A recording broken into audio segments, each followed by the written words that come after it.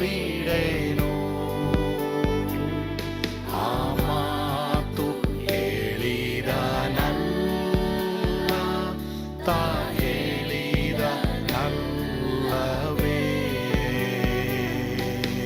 ನಾ ಕೈ ಬಿಡೇನು,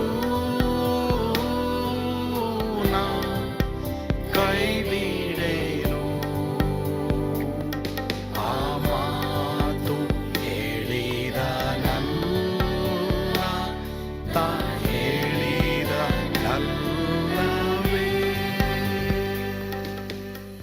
ಯೇಸು ಕೈ ಬಿಡನು ದೈನಂದಿನ ಸತ್ಯವೇದ ಅಧ್ಯಯನಕ್ಕೆ ನಿಮ್ಮೆಲ್ಲರನ್ನು ಆಹ್ವಾನಿಸುತ್ತೇನೆ. ಇಂದು ನಾವು ಆದಿಕಾಂಡ 13:7 ವಚನವನ್ನ ನೋಡೋಣ. ಆ 7 ವಚನದಲ್ಲಿ ಇನ್ನೂ ಕೆಲವು ಪಾಠಗಳನ್ನ ನಾವು ಕಲಿಯೋಣ.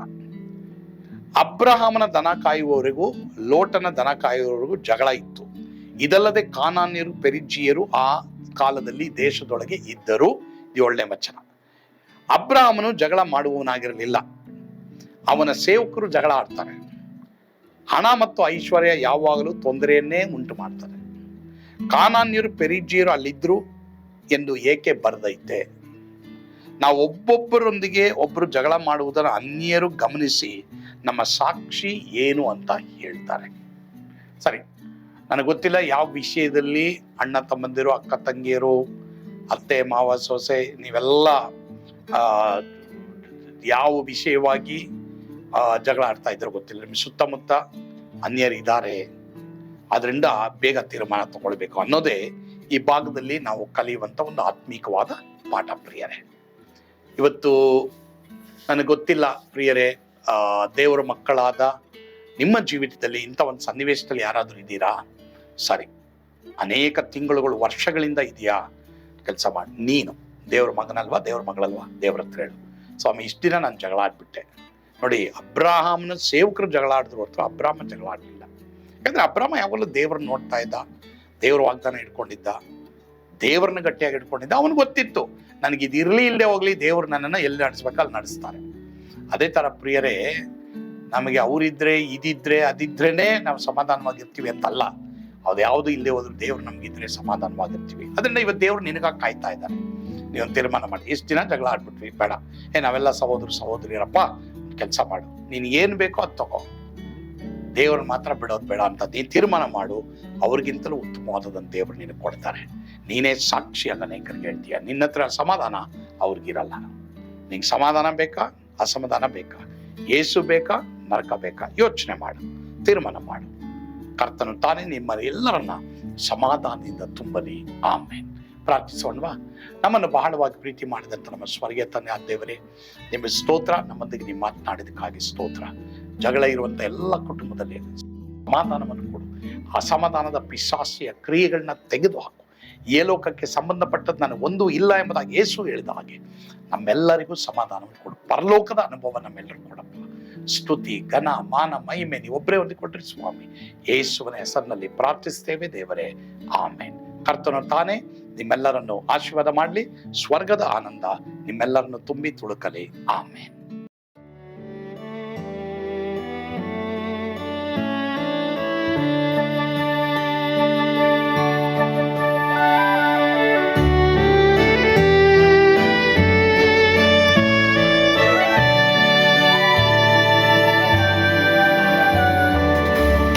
ಎಂಥ ಅದ್ಭುತವಾದ ದಿನ, ನಾನೆಂದಿಗೂ ಮರೆಯೇನು. ಪಾಪಂಧಕಾರದೊಳ್ ಅಲೆದೇನ, ರಕ್ಷಕನ ಕಂಡೇನು. ಕೋಮಲ ಕರುಣೆಯುಳ್ಳ ಯೇಸು ಎನ್ ಕೊರತೆ ನೀಗಿದ. ಕತ್ತಲೆ ಹೋಯಿತು, ಜ್ಯೋತಿಯು ಮೂಡಿತು, ನಾನೀಗ ಧನ್ಯನಾದೆ. ಸ್ವರ್ಗದ ನಂದ ಎನ್ನಾತ್ಮ ತುಂಬಿತು, ಶಿಲುಬೆನಾಗ ಎನ್ ಸ್ವಸ್ಥ ಕೈದನು. ಎನ್ ಪಾಪ ತೋಳೆದ ಈರುಳ ದಿನಕ್ಕೆ ತಿರುಗಿದ. ಸ್ವರ್ಗದ ನನ್ನ ಎನ್ನಾತ್ಮ ತುಂಬಿತು.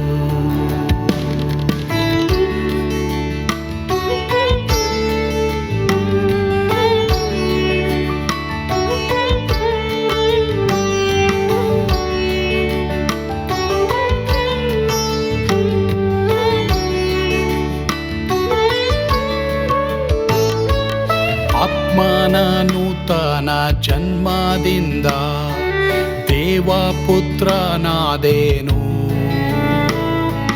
ನೀತಿ ನಿರ್ಣಯವ ಹೊಂದಿದೇನು, ಭಾಗ್ಯವಂತನಾದೇನು. ಪಾಪಾತ್ಮನಾಗಿ ನಾ ಬಂದಾಗಲೇ ಆಶೀರ್ವಾದ ಸಿಕ್ಕಿತು. ಕೃಪೆಯ ಮೂಲವೇ ರಕ್ಷಣೆ ಹೊಂದಿದೆ, ಸುನಾಮ ಕೊಂಡಾಡುವೆ. ಸ್ವರ್ಗದ ನಂದ ಎನ್ನಾತ್ಮ ತುಂಬಿತು. ಶಿಲುಬೆನಾಗ ಎನ್ ಸ್ವಸ್ಥಗೈದನು. ಎನ್ ಪಾಪ ತೋಳೆದ, ಈರುಳ ದಿನಕ್ಕೆ ತಿರುಗಿದ. ಸ್ವರ್ಗದ ನಂದ ಎನ್ನಾತ್ಮ ತುಂಬಿತು.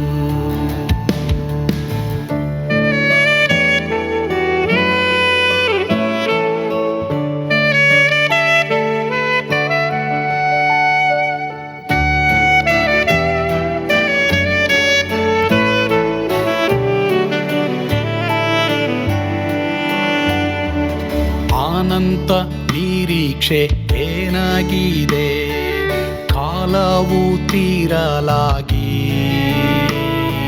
ಸ್ವರ್ಗದ ಭವ್ಯ ಬಿಡಾರದಲ್ಲಿ ನಿತ್ಯವಾಗಿ ಇರುವೆ. ಶಿಲುಬೆ ನನಗೆ ಆಶ್ರಯವೇ, ನಂಬಿಕೆಗಾಧಾರವೇ. ನಿತ್ಯ ಐಶ್ವರ್ಯವ ದಿವ್ಯಾಶೀರ್ವಾದವ ಕರ್ತ ಇವನೇ ನಗೆ. ಸ್ವರ್ಗದ ನಂದ ಎನ್ನಾತ್ಮ ತುಂಬಿತು. ಶಿಲುಬೆನಾಗ ಎನ್ ಸ್ವಸ್ಥಗೈದನು. ಎನ್ ಪಾಪ ತೋಳೆದ, ಈರುಳ ದಿನಕ್ಕೆ ತಿರುಗಿದ.